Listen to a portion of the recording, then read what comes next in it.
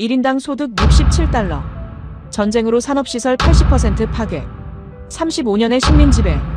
자본도 기술도 자원도 없던 나라. 이것이 한 국가의 출발선이었습니다. 그리고 70년 뒤 이 나라는 세계 10위 경제대국이 됩니다. 이 모든 조건을 동시에 안고 선진국 반열에 오른 사례는 역사상 단 하나. 대한민국입니다. 1960년 중진국 114개국 가운데 선진국이 된 나라는 단 13개. 성공 확률 11%. 숫자만 보면 불가능해 보이지 않습니다. 하지만 문제는 확률이 아니라 출발선입니다. 제국이 다시 일어선 것과 폐허가 스스로 일어선 것은 애초에 같은 경기장이 아니었습니다. 조건을 동일하게 맞추는 순간 그 성공 확률은 1% 아래로 떨어집니다. 오늘 대한민국을 1%의 기적으로 만든 7가지 선택을 확인합니다. 어디서 듣고 계신가요? 이야기 시작합니다. 칠판에 적힌 숫자가 눈에 들어왔습니다. 114, 그리고 13. 강의실 300석이 모두 채워진 이 순간 저는 30년간 믿어온 이론을 스스로 무너뜨리려 하고 있었습니다. 손에 쥔 분필이 약간 떨렸죠. 64세의 나이에도 여전히 긴장되는 순간이 있습니다. 오늘이 바로 그런 날이었어요. 안녕하세요. 저는 에드워드 랭커스터입니다. 영국에서 30년간 중진국 함정을 연구해온 국제정치경제학자죠. 이 강의실에서만 15년을 가르쳤습니다. 그동안 수백 명의 학생들에게 한국을 특이 케이스라고 설명해왔어요. 냉전의 산물, 미국의 전략적 지원, 일본 모델의 변형. 그렇게 정리하면 깔끔했습니다. 학생들도 고개를 끄덕였죠. 하지만 지난 1년간 데이터를 다시 들여다보면서 제 이론에 균열이 생기기 시작했습니다. 저는 화면에 그래프를 띄웠습니다. 1960년 중진국 114개국의 목록이 스크린을 가득 채웠어요. 아시아, 아프리카, 남미의 이름들이 빼곡했습니다. 저는 천천히 말했어요. 이 114개국 중에서 2008년까지 선진국 문턱을 넘은 나라는 단 13개국뿐이라고요. 성공 확률 11%. 학생들의 표정이 미묘하게 변했습니다. 생각보다 높다는 반응이었죠. 루카 슈나이더가 먼저 손을 들었습니다. 독일에서 온 이 학생은 항상 숫자에 집착했어요. 교수님, 10명 중 1명은 성공한다는 건데 그 정도면 구조적으로 불가능하다고 보기 어렵지 않냐고 물었습니다. 미소까지 띠고 있었죠. 저는 그 미소의 의미를 알고 있었습니다. 11%라는 숫자가 주는 착각이었어요. 충분히 도전할 만한 확률처럼 보이니까요. 아론 밀러가 바로 말을 보탰습니다. 미국인 특유의 직설적인 어조였어요. 한국은 냉전 최전선이었고 미국이 전략적으로 키운 국가 아니냐고 했습니다. 마셜 플랜처럼 원조를 퍼부으면 누구나 성장할 수 있다는 논리였죠. 강의실 여기저기서 동조하는 기색이 보였습니다. 유토 나카지마는 조용히 한마디를 추가했습니다. 일본에서 온 이 학생은 늘 차분했지만 경쟁 의식만큼은 숨기지 못했어요. 한국은 일본 산업 모델을 참고했으니 완전히 새로운 사례는 아니라고 말했습니다. 기술 이전, 자본 투자, 산업 구조까지 일본의 영향을 받았다는 주장이었죠. 몇몇 학생들이 고개를 끄덕였습니다. 저는 잠시 말을 멈췄습니다. 예상했던 반응이었어요. 30년간 제가 학생들에게 가르쳐온 내용과 크게 다르지 않았습니다.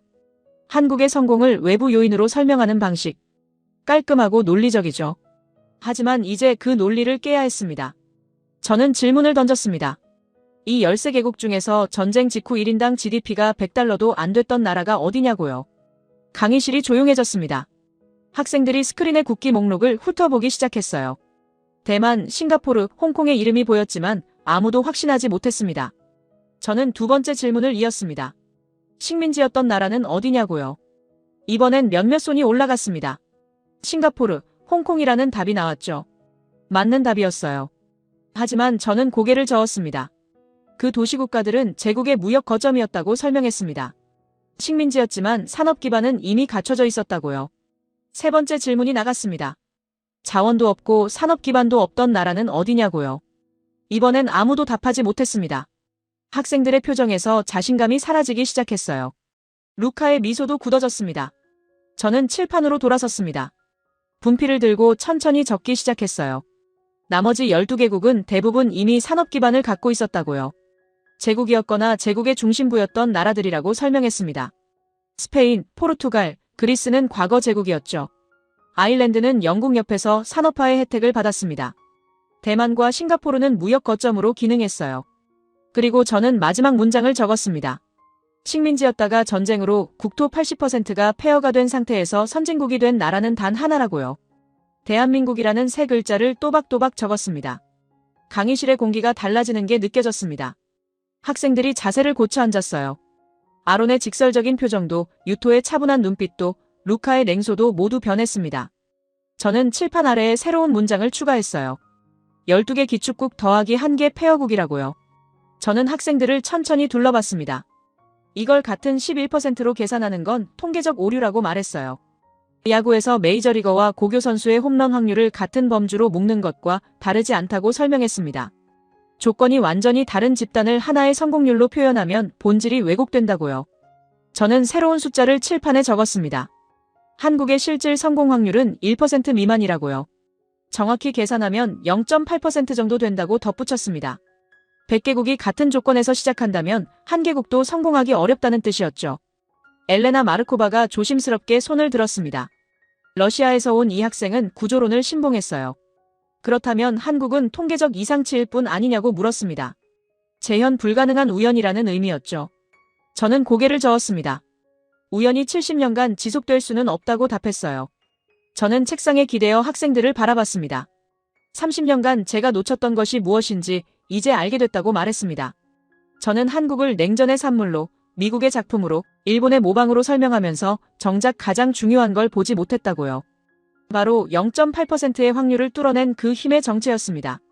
루카가 다시 손을 들었습니다. 이번엔 미소가 없었어요. 그 힘이 무엇이냐고 물었습니다. 저는 잠시 침묵하며 학생들의 얼굴을 천천히 둘러봤어요. 300명의 시선이 저에게 집중되어 있었습니다. 저는 새 슬라이드를 띄웠습니다. 13개국의 1960년 조건 비교표였어요. 1인당 GDP, 문해율, 산업 비중, 무역 규모가 나란히 정렬되어 있었습니다. 한국의 수치들은 목록 맨 아래에 있었죠. 최하위였습니다. 학생들이 숨죽이며 화면을 응시했어요. 저는 분필을 내려놓았습니다. 이제부터 이 최하위 국가가 어떻게 0.8%를 돌파했는지 그 7가지 이유를 하나씩 살펴보겠다고 말했습니다. 첫 번째는 교육이라고 덧붙였어요. 학생들이 노트를 펼치기 시작했습니다. 루카, 아론, 유토 모두 진지한 표정으로 펜을 들었죠. 강의실의 공기가 완전히 달라져 있었습니다. 저는 새로운 슬라이드를 띄웠습니다. 1953년 한국의 국가 예산 구성비였어요. 교육 부문이 전체의 23.7%를 차지하고 있었습니다. 전쟁이 끝난 지 불과 몇 달밖에 안 된 시점이었죠. 국토의 80%가 폐허였고 1인당 GDP는 67달러에 불과했습니다. 그런데 정부는 예산의 4분의 1 가까이를 교육에 쏟아부었어요. 강의실이 술렁이기 시작했습니다. 저는 비교 자료를 추가로 보여줬습니다. 같은 시기 비슷한 처지였던 국가들의 교육 예산 비율이었죠. 필리핀 8.2%, 인도네시아 6.5%, 파키스탄 4.1%. 한국은 이들의 3배 가까이를 교육에 투자하고 있었습니다. 학생들이 화면을 뚫어지게 응시했어요.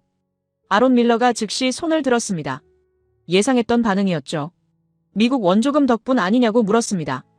1945년부터 1960년까지 약 30억 달러의 원조를 받았다는 사실을 언급하면서요.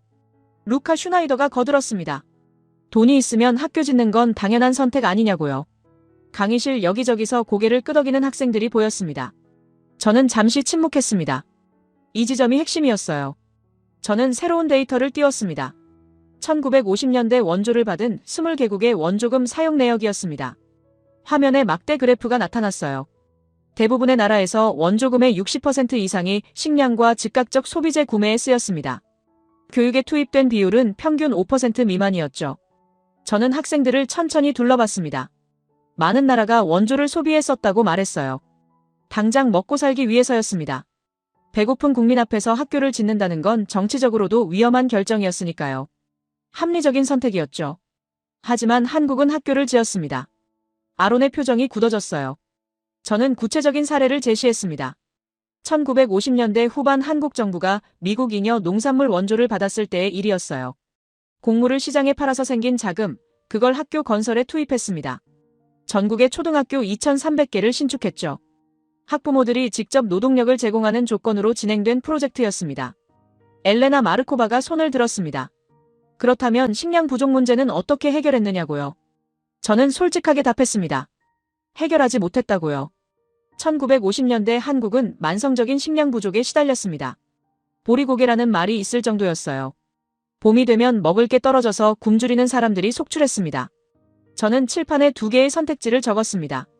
첫째, 원조금으로 쌀을 사서 배고픔을 해결한다. 둘째, 원조금으로 학교를 짓고 교사를 양성한다. 학생들이 노트를 내려다봤어요. 저는 천천히 말을 이었습니다. 빵은 하루를 살린다고요. 먹으면 그걸로 끝입니다. 내일은 또 다른 빵이 필요하죠. 강의실이 조용해졌습니다. 저는 2번째 문장을 추가했습니다. 교육은 세대를 바꾼다고요. 한 명의 아이가 글을 배우면 그 아이는 평생 다른 선택을 할 수 있습니다. 그 아이의 자녀도 달라지죠. 이건 단순한 투자가 아니라 구조의 변화였습니다. 아론이 다시 질문을 던졌습니다. 그렇다면 왜 다른 나라들은 그렇게 하지 않았느냐고요.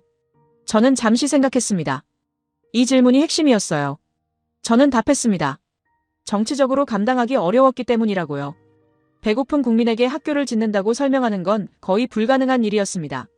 저는 1950년대 한국 정부가 겪은 정치적 압박을 설명했습니다. 야당은 교육 예산을 삭감하고 식량 구매에 쓰라고 요구했어요. 언론도 비판했죠. 일부 지역에서는 학교 건설 반대 시위가 벌어졌습니다. 당장 먹을 게 없는데 학교가 무슨 소용이냐는 항의였어요. 하지만 정책은 바뀌지 않았습니다. 루카가 회의적인 표정으로 손을 들었습니다. 결국 권위주의 정권이 강제로 밀어붙인 거 아니냐고 물었어요. 민주적 절차였다면 불가능했을 거라는 주장이었죠. 저는 고개를 저었습니다. 오히려 반대였다고 말했습니다. 저는 1950년대 한국의 학부모 조직 자료를 띄웠습니다. 학교 건설에 자발적으로 참여한 학부모 수가 100만 명을 넘었다고 말했어요. 이들은 노동력을 제공했고 일부는 자비로 건축자재를 구입했습니다. 정부가 강제한 게 아니라 학부모들이 먼저 움직였죠. 루카의 표정이 변했습니다. 저는 또 다른 통계를 보여줬습니다. 1950년대 학부모 설문조사 결과였어요. 자녀에게 희망하는 직업 1순위가 교사였습니다. 의사나 판사보다 높았죠. 교육에 대한 사회적 열망이 얼마나 강했는지 보여주는 증거였습니다. 강의실이 숨죽였어요. 유토 나카지마가 조심스럽게 손을 들었습니다. 일본도 전후 교육에 투자했다고 말했어요. 저는 고개를 끄덕였습니다. 맞다고 인정했죠. 하지만 저는 칠판에 2단어를 적었습니다. 복구와 창조. 일본은 메이지 유신 이후 이미 70년간 근대 교육 시스템을 운영해온 나라였다고 설명했어요. 전쟁 전 일본의 문해율은 이미 90%를 넘었습니다. 저는 천천히 말했습니다. 일본은 복구였지만 한국은 창조였다고요. 일본은 무너진 시스템을 다시 세웠지만 한국은 존재하지 않던 시스템을 만들어냈습니다. 유토가 말없이 고개를 숙였어요. 저는 마지막 슬라이드를 띄웠습니다. 한국의 교육혁명 결과였죠. 1945년 문해율 22%가 1970년 87.6%로 초등학교 취학률 64%가 96.4%로 상승했습니다. 25년 만에 글을 모르는 사람이 없는 나라, 학교 안 다니는 아이가 없는 나라를 만들어낸 겁니다. 같은 기간 필리핀의 취학률은 5%, 인도는 19% 올랐죠. 저는 칠판의 핵심을 정리했습니다. 원조금의 사용처 선택, 정치적 압박 속 정책 유지, 사회 전체의 자발적 참여. 이 3가지가 결합되었을 때만 가능한 결과였다고 설명했어요. 엘레나가 조심스럽게 질문했습니다. 그렇다면 이건 문화적 특수성 아니냐고요. 유교 문화권의 교육열이 작용한 거라는 분석이었습니다. 저는 일부 동의했습니다. 하지만 비교 자료를 보여줬어요. 같은 유교 문화권인 베트남 7.3%, 중국 9.1%, 한국의 절반에도 미치지 못했죠. 문화적 배경이 같아도 정책적 선택은 달랐습니다. 아론이 마지막 질문을 던졌습니다. 교육 투자가 실제로 경제 성장에 기여했다는 증거가 있느냐고요. 저는 미소를 지었습니다. 저는 그래프를 보여줬어요. 1960년대 한국 제조업 근로자의 평균 교육 연수가 8.2년이었습니다. 같은 시기 필리핀은 5.1년, 인도네시아는 4.3년이었죠. 저는 구체적인 사례를 추가했습니다. 1970년대 한국의 전자산업이 급성장할 수 있었던 배경에는 숙련된 기술 인력이 있었다고 설명했어요. 이들 대부분이 1950년대에 초등교육을 받고 1960년대에 중등교육을 마친 세대였습니다. 교육 투자의 결실이 20년 뒤에 나타난 겁니다. 저는 분필을 내려놓았습니다. 이게 첫 번째 이유라고 말했어요. 교육의 모든 걸 건 선택이었습니다. 강의실이 조용해졌습니다. 학생들이 노트에 뭔가를 적고 있었어요. 루카의 회의적인 표정도 아론의 직설적인 태도도 조금씩 누그러지고 있었습니다. 저는 다음 주제로 넘어갈 준비를 했습니다. 두 번째 이유, 속도라는 전략을 설명할 차례였습니다. 저는 다음 슬라이드를 띄웠습니다. 1960년대 한국의 도로 건설 예산 비율이었어요. 전체 국가 예산의 22.4%가 도로와 물류 인프라에 투입되고 있었습니다. 교육 다음으로 가장 많은 비중이었죠. 학생들이 화면을 주시했어요. 저는 천천히 말했습니다. 가난한 나라가 예산의 5분의 1 이상을 도로를 깔는 데 썼다고요. 강의실이 술렁였습니다. 루카가 즉시 손을 들었어요. 그건 당연한 선택 아니냐고 물었습니다. 경제 성장을 위해서는 인프라가 필수라는 건 누구나 아는 사실이라고요. 저는 고개를 끄덕였습니다. 맞다고 인정했어요. 하지만 문제는 속도였다고 덧붙였습니다. 저는 비교 데이터를 보여줬습니다. 1960년대 개발도상국들의 도로 건설 속도였어요. 필리핀은 연평균 1200km, 인도네시아는 800km를 건설했습니다. 한국은 연평균 3400km였죠. 거의 3배에 달하는 속도였습니다. 학생들의 표정이 달라졌어요. 저는 구체적인 사례를 제시했습니다. 경부고속도로 이야기였어요. 1968년 2월 착공해서 1970년 7월 완공했습니다. 428km를 2년 5개월 만에 뚫어낸 겁니다. 당시 한국의 1인당 GDP는 250달러였죠. 세계 최빈국 수준이었습니다. 아론이 손을 들었습니다. 예상했던 질문이었어요. 그 정도 속도면 부실 공사 아니었느냐고 물었습니다. 안전을 무시한 무리한 공사였을 거라는 추측이었죠. 저는 잠시 멈췄습니다. 이 질문에는 두 가지 답이 필요했어요. 저는 솔직하게 답했습니다. 사고는 있었다고요. 공사 기간 중 77명이 목숨을 잃었습니다. 그분들의 희생 위에 우리가 서 있습니다. 끔찍한 대가였죠. 하지만 도로 자체는 부실하지 않았다고 설명했어요. 경부고속도로는 2024년 현재까지 56년째 사용되고 있습니다. 대대적인 재건축 없이요. 강의실이 조용해졌습니다. 저는 이어서 말했습니다. 당시 한국 정부는 선택의 기로에 있었다고요. 첫째, 10년에 걸쳐 안전하게 건설한다. 둘째, 2년 반에 집중적으로 완성한다. 학생들이 노트를 보며 생각에 잠겼어요. 저는 칠판에 두 선택지의 차이를 적었습니다. 10년 계획이라면 1978년 완공입니다. 하지만 2년 반 계획은 1970년 완공이었죠. 8년의 차이였어요. 저는 질문을 던졌습니다. 만약 그때 늦었다면 어땠을까요? 8년 동안 물류 비용은 계속 높았을 겁니다. 수출 경쟁력은 떨어졌을 거예요. 그 8년 사이에 다른 나라들이 시장을 선점했겠죠. 학생들이 숨죽였습니다. 저는 천천히 말했어요. 8년은 한 세대의 기회였습니다.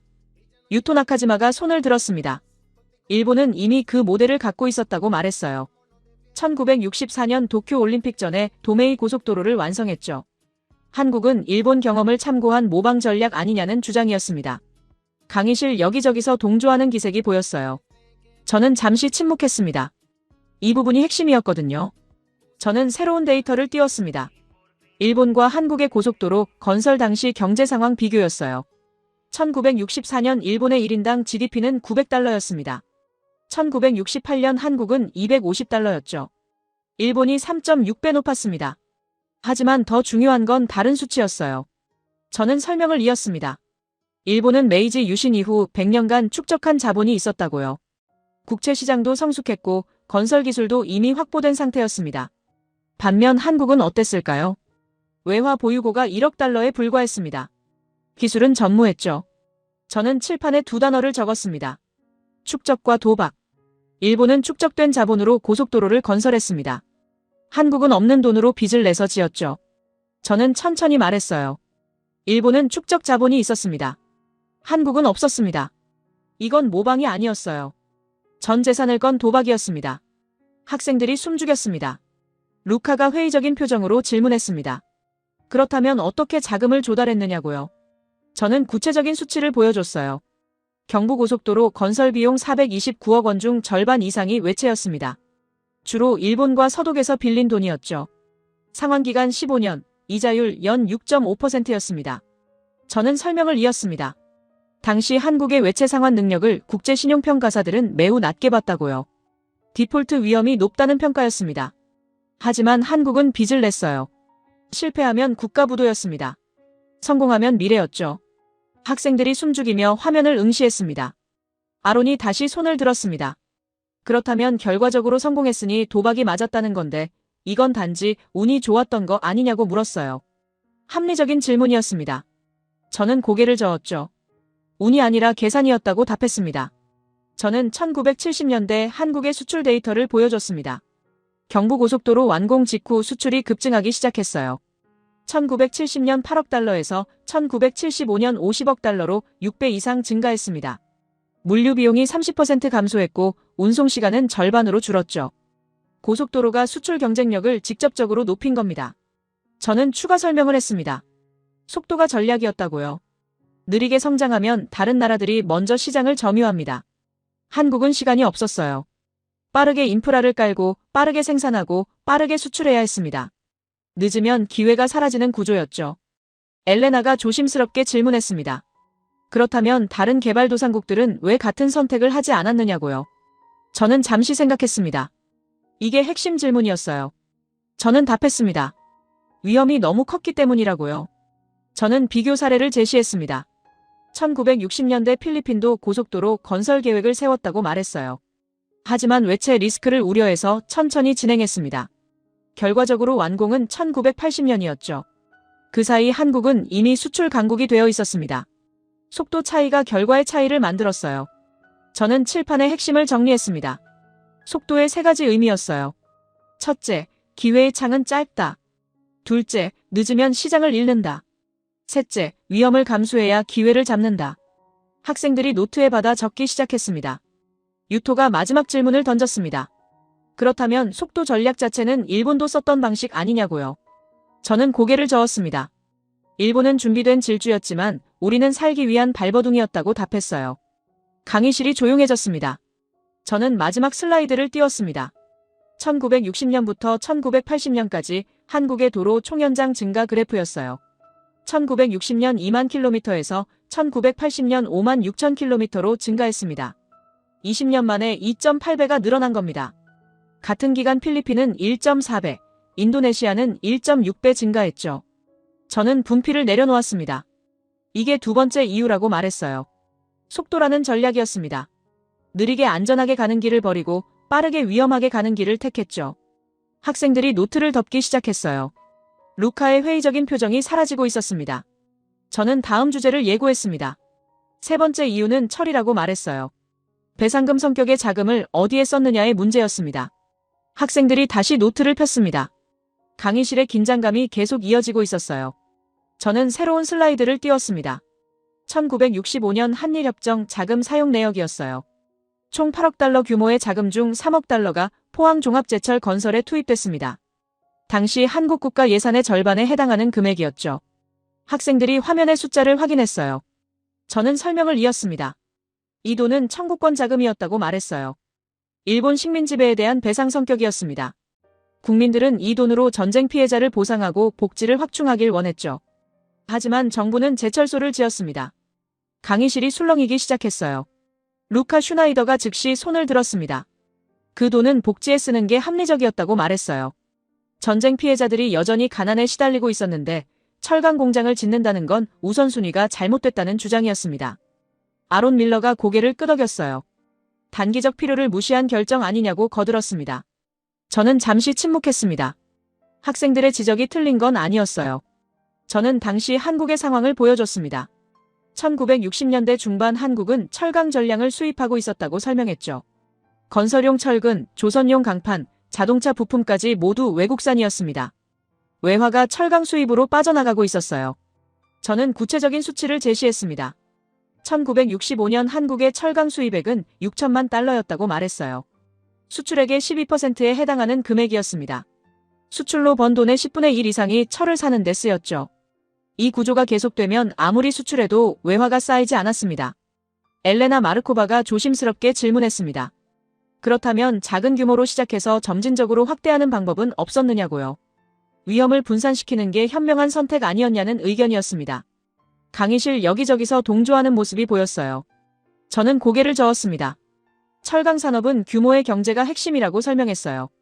작게 시작하면 생산 단가가 높아서 경쟁력이 없습니다.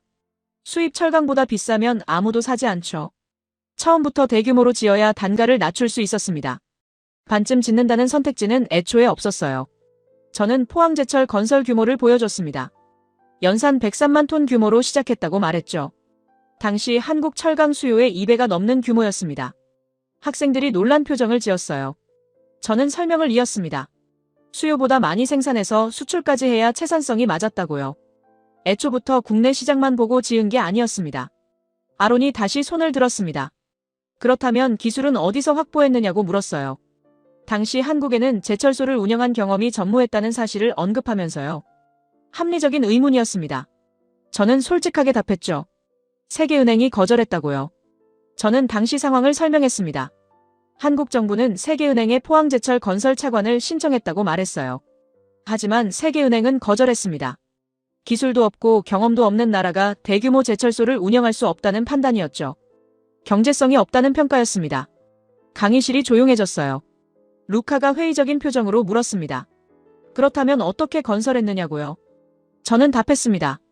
일본 기업들이 기술을 제공했다고요. 신일본제철을 비롯한 일본 철강 회사들이 참여했습니다. 설비 제공과 기술 이전을 조건으로 계약이 체결됐죠. 유토 나카지마가 손을 들었습니다. 결국 일본 기술에 의존한 거 아니냐고 말했어요. 저는 고개를 끄덕였습니다. 맞다고 인정했어요. 하지만 중요한 건 그 다음이라고 덧붙였습니다. 한국은 기술을 받아들인 뒤 10년 만에 일본을 추월했다고 설명했죠. 저는 데이터를 보여줬습니다. 1973년 포항제철 1기 준공 이후 생산성 증가 추이였어요. 1973년 직원 1인당 연간 생산량은 350톤이었습니다. 1983년이 되자 이 수치는 820톤으로 증가했죠. 같은 기간 일본 신일본제철의 1인당 생산량은 720톤에서 790톤으로 증가하는데 그쳤습니다. 한국이 추월한 겁니다. 저는 칠판에 핵심을 적었습니다. 쌀과 철. 두 단어였어요. 저는 천천히 말했습니다. 1965년 한국 정부는 선택의 기로에 있었다고요. 청구권 자금으로 쌀을 살 수도 있었습니다. 당장 배고픈 국민들을 먹일 수 있었죠. 하지만 철을 택했습니다. 저는 설명을 이었습니다. 쌀을 사면 1년치 식량이 해결됩니다. 하지만 내년에는 또 쌀을 사야 하죠. 영원히 반복되는 구조였어요. 반면 제철소는 한 번 지으면 30년간 철을 생산합니다. 수입하던 철을 직접 만들고 남은 건 수출할 수 있었죠. 엘레나가 질문했습니다. 그렇다면 국민들의 반발은 없었느냐고요. 저는 자료를 보여줬습니다. 1965년 한일협정 반대 시위 사진이었어요. 수만 명이 거리로 나왔습니다. 야당은 청구권 자금을 국민에게 직접 나눠주라고 주장했죠. 정치적으로 매우 위험한 상황이었습니다. 하지만 정부는 결정을 바꾸지 않았습니다. 저는 설명했어요. 박정희 대통령은 제철소 건설을 밀어붙였다고요. 반대 여론에도 불구하고요. 역사적 평가가 어떻든 이 결정의 경제적 효과는 명확했습니다. 한국은 철강 자급 국가가 됐죠. 저는 포항제철이 한국 산업에 미친 영향을 설명했습니다. 1970년대 중화학공업 발전의 기반이 됐다고 말했어요. 조선, 자동차 건설 산업이 모두 포항제철의 철강을 썼습니다. 수입 철강보다 30% 저렴한 가격이었죠.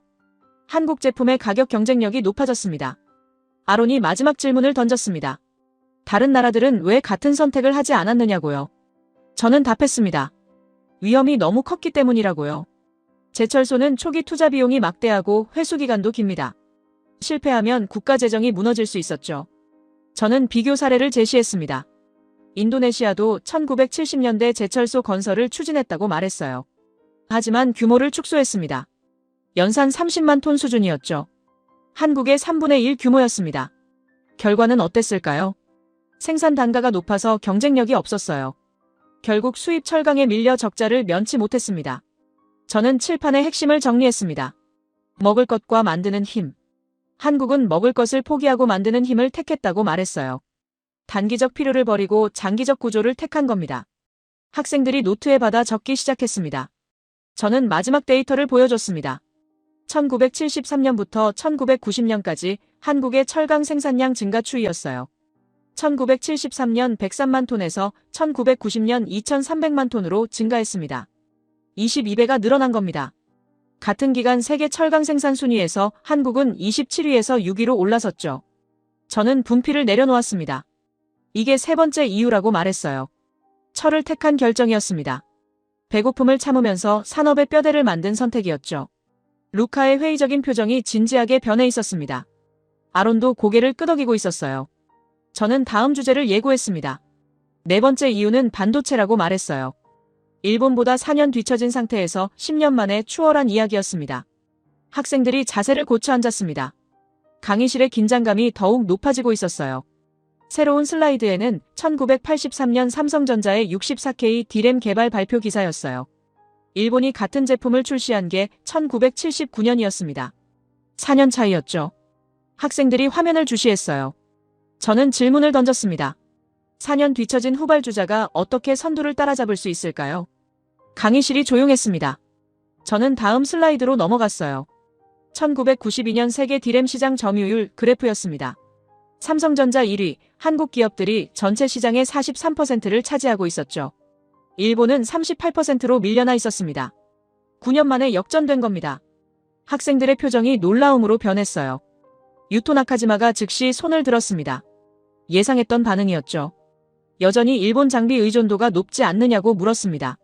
반도체 제조 장비의 70%가 일본산이라는 사실을 언급하면서요. 한국은 단지 조립만 했을 뿐이라는 주장이었습니다. 저는 고개를 끄덕였습니다. 맞는 지적이라고 인정했어요. 하지만 핵심은 다른 곳에 있다고 말했습니다. 저는 반도체 산업의 구조를 설명했죠. 크게 세 단계로 나뉜다고요. 설계, 제조, 장비. 일본은 장비에 강했지만 한국은 제조에 집중했습니다. 저는 구체적인 전략을 보여줬습니다. 한국 기업들은 메모리 반도체만 공략했다고 설명했어요. CPU나 시스템 반도체는 건드리지 않았습니다. 오직 D램과 플래시 메모리에만 모든 걸 걸었죠. 학생들이 고개를 갸우뚱했어요. 루카 슈나이더가 질문했습니다. 왜 한 분야만 집중했느냐고요. 다양하게 투자하는 게 리스크 관리 아니냐는 의견이었습니다. 저는 칠판에 두 단어를 적었어요. 분산과 집중. 저는 천천히 말했습니다. 분산은 선두주자의 전략이라고요. 후발주자는 집중해야 합니다. 저는 설명을 이었습니다. 메모리 반도체는 표준화된 제품이라고 말했어요. 규격이 정해져 있어서 누가 만들든 같은 성능이면 됩니다. 가격과 생산량이 승부처였죠. 반면 시스템 반도체는 설계 기술이 핵심이었습니다. 후발주자가 진입하기 어려운 영역이었어요. 저는 한국 기업들의 선택을 설명했습니다. 설계 기술은 약하지만 생산 능력으로 승부를 보기로 했다고요. 대량 생산과 원가 절감에 집중했습니다. 같은 제품을 더 싸게, 더 많이 만드는 전략이었죠. 단순해 보이지만 이게 핵심이었습니다. 아론 밀러가 손을 들었습니다. 미국 기술이 없으면 불가능했다고 말했어요. 인텔과 마이크론의 기술 라이선스를 받았다는 사실을 언급하면서요. 결국 미국 덕분이라는 주장이었습니다. 강의실 몇몇 학생들이 동조했어요. 저는 잠시 멈췄습니다. 이 지점을 정확히 짚어야 했어요. 저는 답했습니다. 기술 라이선스는 출발점일 뿐이라고요. 라이선스를 받은 나라는 한국만이 아니었습니다. 대만도 싱가포르도 말레이시아도 받았죠. 하지만 한국만 1위가 됐습니다. 저는 차이점을 설명했습니다. 다른 나라들은 라이선스 기술을 그대로 썼다고 말했어요. 한국은 달랐습니다. 기술을 받은 뒤 역방향 엔지니어링을 했죠. 제품을 분해해서 구조를 분석하고 개선점을 찾아냈습니다. 불량률을 낮추고 수율을 높였어요. 저는 구체적인 수치를 보여줬습니다. 1985년 삼성전자의 256K D램 수율이었어요. 초기에는 10%였습니다. 100개를 만들면 10개만 제대로 작동한다는 뜻이었죠. 하지만 1년 뒤 이 수치는 70%로 올라갔습니다. 수율을 7배 높인 겁니다. 엘레나 마르코바가 조심스럽게 질문했습니다. 그렇다면 이건 단순히 생산 기술의 문제 아니냐고요. 혁신이라고 부르기 어렵다는 의견이었습니다. 저는 고개를 저었죠. 생산 기술도 혁신이라고 답했습니다. 저는 설명을 이었습니다. 반도체 산업에서 수율이 곧 경쟁력이라고 말했어요. 같은 설비로 70개를 만드는 회사와 10개를 만드는 회사의 원가는 7배 차이가 납니다. 가격 경쟁에서 이길 수 없죠. 한국은 이 수율 싸움에서 이겼습니다. 저는 또 다른 전략을 보여줬습니다. 투자 타이밍이었어요. 1985년 D램 가격이 폭락했다고 설명했죠. 일본 기업들이 과잉 생산을 했기 때문이었습니다. 세계 반도체 시장이 불황에 빠졌어요. 많은 기업들이 투자를 중단했습니다. 저는 한국 기업들의 선택을 말했습니다. 오히려 투자를 늘렸다고요. 삼성전자는 1986년 생산 라인을 2배로 확장했습니다. 다른 기업들이 움츠러들 때 공격적으로 나간 겁니다. 학생들이 숨죽이며 들었어요. 루카가 회의적인 표정으로 물었습니다. 그건 도박 아니었느냐고요. 시장이 회복되지 않으면 파산이었을 거라는 주장이었습니다. 저는 미소를 지었어요. 맞다고 답했습니다. 도박이 맞았다고요. 하지만 계산된 도박이었습니다. 저는 설명했습니다. 한국 기업들은 디램 가격이 반드시 회복될 거라고 봤다고 말했어요. 컴퓨터 보급이 늘어나면 메모리 수요도 증가할 수밖에 없었죠. 불황은 일시적이었습니다. 문제는 그 타이밍을 언제 잡느냐였어요. 저는 결과를 보여줬습니다. 1988년 디램 가격이 반등하기 시작했다고 말했죠. 수요가 급증했습니다. 하지만 일본 기업들은 생산 능력을 축소한 상태였어요. 공급이 달렸습니다. 반면 한국은 생산 라인을 확장해놨죠. 주문이 쏟아졌습니다.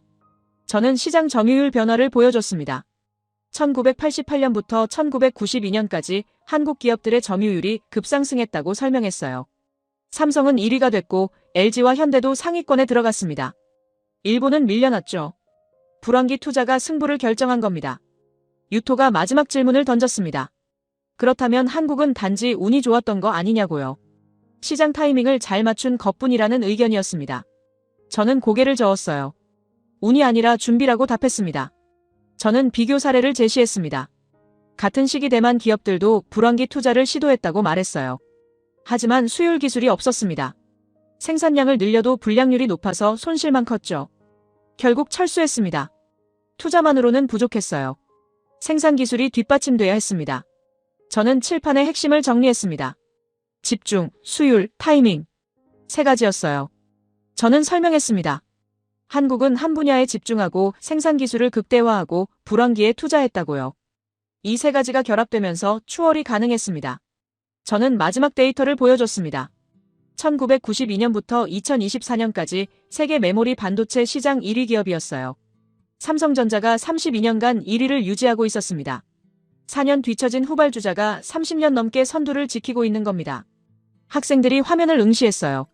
저는 분필을 내려놓았습니다. 이게 네 번째 이유라고 말했어요.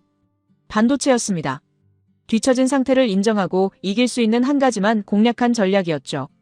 아론의 직설적인 표정도 유토의 경쟁심도 누그러져 있었습니다. 다음 주제는 IMF였습니다. 350만 명이 금을 낸 이야기였죠. 학생들이 다시 자세를 고쳐 앉았습니다. 강의실의 긴장감이 절정으로 치솟고 있었어요. 1997년 12월 3일이라는 날짜가 화면에 떠올랐습니다. IMF 구제금융 신청일이었어요. 한국의 외환 보유고가 바닥났습니다. 39억 달러밖에 남지 않았죠. 단기 외채 상환액은 160억 달러였습니다. 국가부도 직전이었어요. 학생들이 화면을 응시했습니다. 저는 당시 상황을 설명했습니다. 세계 언론들은 한국의 몰락을 예견했다고 말했어요. 이코노미스트는 한국 경제가 10년은 회복하지 못할 거라고 보도했습니다. 월스트리트 저널은 더 비관적이었죠. 20년 후퇴라는 전망을 내놨습니다. 강의실이 조용해졌어요. 저는 다음 슬라이드를 띄웠습니다. 1998년 1월 5일부터 시작된 금 모으기 운동 사진이었어요. 줄을 선 사람들의 모습이었습니다. 노인들이 평생 모은 금반지를 내놓고 있었죠. 젊은 엄마들이 결혼 반지를 빼서 내밀고 있었습니다. 학생들이 숨죽이며 화면을 봤어요. 저는 수치를 제시했습니다. 3개월간 350만 명이 참여했다고 말했어요. 당시 한국 인구가 4,600만 명이었으니 13명 중 1명이 금을 낸 겁니다. 모인 금의 총량은 227톤이었죠. 시가로 환산하면 21억 달러였습니다. 강의실 곳곳에서 작은 탄성이 나왔어요. 루카 슈나이더가 손을 들었습니다. 상징적 이벤트일 뿐 아니냐고 물었어요. 21억 달러는 필요 자금 160억 달러의 13%밖에 안 됩니다. 실질적 효과는 미미했을 거라는 주장이었죠.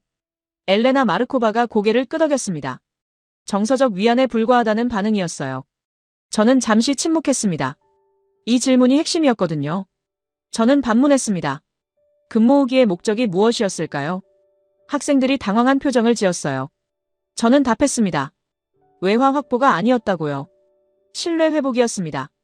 저는 설명을 이었습니다. 1998년 1월 한국의 국가신용등급은 투기 등급으로 강등됐다고 말했어요. 무디스는 BA1, 스탠더드 앤 푸어스는 2B+를 매겼습니다. 정크본드 수준이었죠.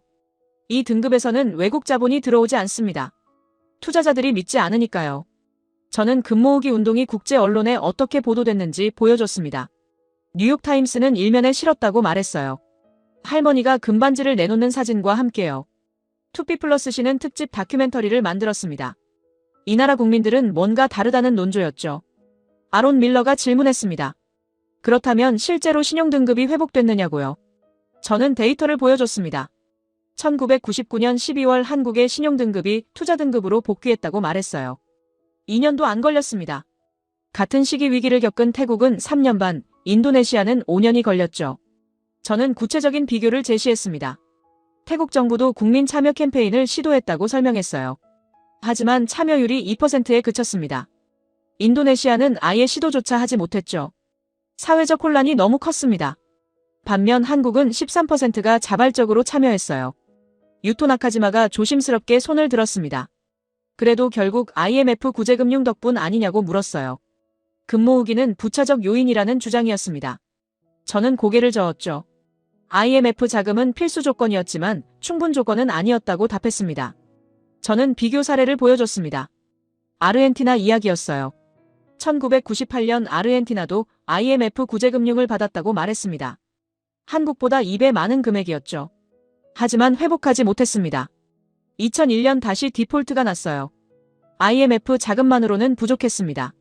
저는 설명을 이었습니다. 차이가 뭐였을까요? 한국은 국민이 국가를 믿었다고 말했어요. 금을 내는 행위는 이 나라가 다시 일어설 거라는 믿음의 표현이었습니다.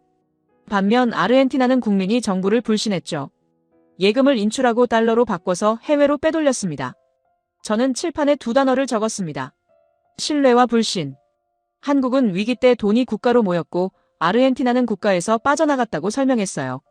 같은 IMF 자금을 받았지만 결과가 정반대였습니다. 국민 신뢰가 경제를 살렸죠. 엘레나가 다시 질문했습니다. 그렇다면 그 신뢰는 어디서 온 거냐고요? 저는 잠시 생각했습니다. 이건 하루아침에 만들어진 게 아니었어요. 저는 답했습니다. 1950년대 교육, 1960년대 고속도로, 1970년대 제철소, 1980년대 반도체. 정부가 약속을 지켜온 역사라고요. 저는 설명을 이었습니다. 한국 국민들은 봤다고 말했어요. 배고플 때 학교를 지으면 나중에 먹고 살게 된다는 걸요. 위험해도 빨리 짓는 게 결국 이득이 된다는 걸요. 전 재산을 걸어도 이길 수 있다는 걸요. 40년간 그렇게 경험했습니다. 그래서 믿었죠. 루카가 회의적인 표정으로 물었습니다. 그건 우연의 연속 아니었느냐고요. 매번 성공했으니 믿게 된 거지. 한 번이라도 실패했으면 신뢰는 무너졌을 거라는 주장이었습니다. 저는 고개를 끄덕였어요. 맞다고 인정했습니다. 하지만 그게 바로 포인트라고 덧붙였죠. 저는 설명했습니다. 한국은 한 번도 실패하지 않았다고 말했어요. 교육 투자는 숙련 노동자를 만들었고, 고속도로는 수출을 늘렸고, 제철소는 중화학공업을 키웠고, 반도체는 세계 1위를 만들었습니다. 40년간 연속 성공이었죠. 그래서 IMF 때도 믿을 수 있었습니다. 저는 외환 보유고 회복 속도를 보여줬습니다.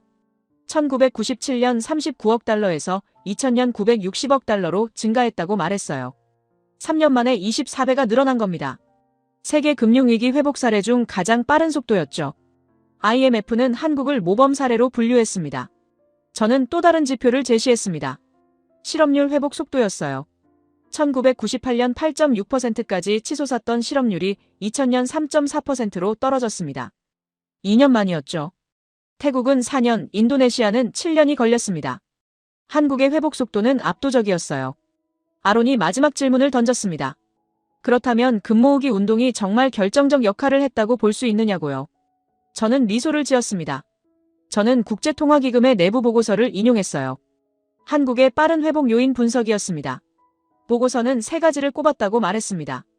첫째, 구조조정 속도. 둘째, 수출 경쟁력. 셋째, 국민적 단합. 저는 천천히 말했어요. 경제 지표에는 잡히지 않지만 국민 신뢰가 가장 중요한 요인이었다고 IMF조차 인정했습니다. 저는 칠판의 핵심을 정리했습니다. 보이지 않는 자산이라고 적었어요. 저는 설명했습니다. 돈, 기술, 설비는 눈에 보입니다. 하지만 신뢰는 보이지 않죠. 그런데 이 보이지 않는 자산이 국가 신용등급을 바꾸고 외국 자본을 끌어들이고 경제를 살렸습니다. 저는 마지막 슬라이드를 띄웠습니다. 350만 명의 금반지가 쌓인 사진이었어요. 저는 말했습니다. 이게 5번째 이유였다고요. 40년간 쌓아온 신뢰가 위기의 순간 국가를 지탱했습니다. 학생들이 말없이 화면을 응시했어요. 루카의 회의적인 표정이 완전히 사라져 있었습니다. 강의실이 고요했습니다. 저는 분필을 들었어요. 이제 마지막 두 가지가 남았다고 말했습니다. 6번째와 7번째. 문화와 방산이라고 칠판에 적었죠. 학생들이 다시 자세를 고쳐 앉았습니다. 칠판에 적힌 두 단어가 강의실을 지배했습니다. 문화와 방산. 학생들이 의아한 표정을 지었어요. 앞서 5가지는 경제구조와 정책의 이야기였습니다. 그런데 갑자기 문화라는 단어가 등장했죠. 강의실의 공기가 미묘하게 달라졌습니다. 저는 먼저 화면에 숫자를 띄웠습니다. 2023년 한국 콘텐츠 산업 수출액 132억 달러였어요. 1998년에는 얼마였을까요? 1억 8천만 달러였습니다. 25년 만에 73배가 증가한 겁니다. 학생들이 수치를 확인하느라 화면으로 시선을 모았어요. 아론 밀러가 즉시 반응했습니다. 일시적 상승 아니냐고 물었어요. 한류 열풍은 유행이고 언젠가 사그라들 거라는 주장이었습니다. 저는 그 말을 예상하고 있었죠. 저는 반문했어요. 일시적이라고 보기엔 너무 오래됐다고요. 저는 한류의 단계별 확장을 설명했습니다. 1990년대 후반 드라마가 중국과 동남아에 퍼졌고 2000년대 K-팝이 아시아 전역을 장악했다고 말했어요. 2010년대엔 유럽과 남미로 넘어갔습니다. 2020년대엔 오스카를 받고 빌보드 1위를 했죠. 25년간 꾸준히 지역을 넓혀온 겁니다. 저는 칠판에 적었어요. 유행은 사라지지만 구조는 남습니다. 루카 슈나이더가 손을 들었습니다. 그렇다고 해도 문화 수출이 경제 성장과 직결되느냐고 물었어요. 드라마나 노래가 GDP에 얼마나 기여하느냐는 회의적인 질문이었습니다. 저는 방향을 바꿔 설명했습니다. 직접 수출보다 파급 효과가 더 크다고 말했어요. 한국 드라마가 인기를 얻으면 한국 음식, 화장품, 의류, 전자제품 소비가 함께 늘어납니다. 한류가 브랜드가 된 거죠. 저는 데이터를 보여줬어요. 한국 드라마 한 편이 해외에서 방영되면 그에 해당 국가로의 소비재 수출이 평균 0.02% 증가한다는 연구 결과였습니다. 수치가 작아 보일 수 있지만 수출 대상국이 200개국에 달한다는 걸 고려하면 이야기가 달라지죠. 유토 나카지마가 조심스럽게 말했습니다. 일본도 애니메이션과 게임으로 소프트 파워를 구축했다고요. 한국만의 특별한 사례는 아니라는 의견이었습니다. 저는 고개를 끄덕였습니다. 하지만 차이가 있다고 말했어요. 일본 콘텐츠는 아시아 특정 권역에서 강했지만 한국은 전 대륙에서 통했다고 설명했습니다. 넷플릭스가 공개한 자료를 보여줬어요. 한국 콘텐츠는 2023년 기준 90개국에서 비영어권 콘텐츠 1위를 기록했습니다. 일본은 34개국이었죠. 범위 자체가 달랐습니다. 저는 이어서 왜 한국 콘텐츠가 범용성을 가졌는지 설명했어요. 한국이 압축 성장을 경험한 나라이기 때문이라고 말했습니다. 빈곤에서 풍요로, 독재에서 민주주의로, 전통에서 현대로 짧은 시간 안에 모든 걸 겪었죠. 그 경험이 콘텐츠 안에 녹아 있습니다. 개발도상국 시청자는 그 서사에 공감하고 선진국 시청자는 낯설기 때문에 흥미롭게 봅니다. 강의실이 잠시 조용해졌어요. 저는 화면을 바꿨습니다. 이번엔 전혀 다른 그래프가 나타났어요. 한국 방산 수출액 추이였습니다. 학생들의 표정이 미묘하게 변했어요. 저는 수치를 제시했습니다. 2010년 한국의 방산 수출액은 12억 달러였다고 말했어요. 2022년엔 173억 달러였습니다. 12년 만에 14배가 증가한 거죠. 세계 방산 수출 순위는 같은 기간 15위에서 9위로 올라섰습니다. 엘레나 마르코바가 손을 들었습니다. 방산 수출은 강대국의 영역 아니냐고 물었어요. 미국, 러시아, 프랑스처럼 군사적 영향력이 있는 나라들이 주도하는 시장이라는 의견이었습니다. 저는 그게 바로 핵심이라고 답했어요. 저는 설명했습니다. 한국 방산이 특이한 건 구매국의 성격 때문이라고 말했어요. 미국, 러시아산 무기는 정치적 조건이 붙습니다. 무기를 사면 해당 강대국의 외교적 영향권 안에 들어가게 되죠. 하지만 한국산은 다릅니다. 저는 칠판에 적었어요. 무기를 팔지만 간섭하지 않는다. 저는 계약 구조를 보여줬습니다. 폴란드가 2022년 한국에서 K2 전차 180대, K9 자주포 212문을 계약했다고 말했어요. 계약 조건이 주목할 만했습니다. 기술 이전, 현지 생산, 부품 공급망 구축이 포함됐죠. 단순히 물건을 파는 게 아니었어요. 폴란드의 방산 역량을 키워주는 조건으로 계약한 겁니다. 아론이 반박했습니다. 기술 이전을 해주면 나중에 경쟁자가 생기는 거 아니냐고요. 저는 고개를 저었습니다. 그게 한국 방산의 전략이라고 답했어요. 기술 이전을 조건으로 대규모 계약을 확보하고 그 수익으로 다음 세대 기술을 개발하는 구조였습니다. 구매국은 파트너가 되고 한국은 더 앞선 기술로 이동하는 거였죠. 저는 한국방산의 또 다른 강점을 설명했습니다. 납기였어요. 폴란드는 계약 후 1년 안에 첫 번째 물량을 받았다고 말했습니다. 독일 레오파르트 전차는 주문 후 평균 5년이 걸립니다. 프랑스 르클레르는 3년이었죠. 한국은 1년 안에 납품했습니다. 우크라이나 전쟁 이후 유럽 국가들이 한국 방산에 몰린 이유 중 하나였어요. 루카가 질문했습니다. 그렇게 빠르게 납품할 수 있는 이유가 뭐냐고요? 저는 답했습니다. 3장에서 이야기한 속도 전략이 방산에도 적용됐다고 말했어요. 한국은 북한이라는 실제 위협이 존재하기 때문에 평시에도 생산 라인을 계속 돌립니다. 전쟁을 가정한 생산 체계가 평상시에도 유지되는 구조죠. 강의실이 긴장감 있게 조용해졌습니다. 저는 두 개의 지표를 함께 보여줬습니다. 소프트 파워 지수와 방산 수출액이었어요. 저는 질문을 던졌습니다. 소프트 파워와 하드 파워를 동시에 가진 중견국이 세계에 몇 개나 될까요? 저는 칠판에 조건을 적었습니다. 인구 5천만 이상, 1인당 소득 3만 달러 이상, 글로벌 콘텐츠 영향력 보유, 독자적 방산 수출 능력. 이 네 가지를 모두 충족하는 나라였어요. 학생들이 머릿속으로 국가 목록을 떠올리기 시작했습니다. 미국, 영국, 프랑스, 독일, 일본, 이탈리아, 한국. 저는 말했습니다. 7개국이라고요. 그리고 저는 천천히 덧붙였습니다. 이 7개국 중 식민지 출신은 단 하나라고요. 강의실이 완전히 얼어붙었습니다. 학생들이 칠판의 숫자와 저를 번갈아 봤어요. 저는 칠판 앞에 서서 학생들을 바라봤습니다. 6개국은 제국이었거나 제국의 중심부였다고 말했어요. 산업혁명을 주도했거나 그 혜택을 직접 받은 나라들이었습니다. 그 한자리에 전쟁의 폐허에서 시작한 나라가 들어왔습니다. 유토가 고개를 숙였어요. 아론이 창밖을 바라봤습니다. 루카는 노트에 뭔가를 적고 있었죠. 강의실이 오래 조용했습니다. 학생들이 칠판을 바라보고 있었어요. 7개국이라는 숫자 옆에 제가 적은 조건들. 인구 5천만, 1인당 3만 달러, 콘텐츠, 방산. 루카가 노트에서 시선을 떼지 못했습니다.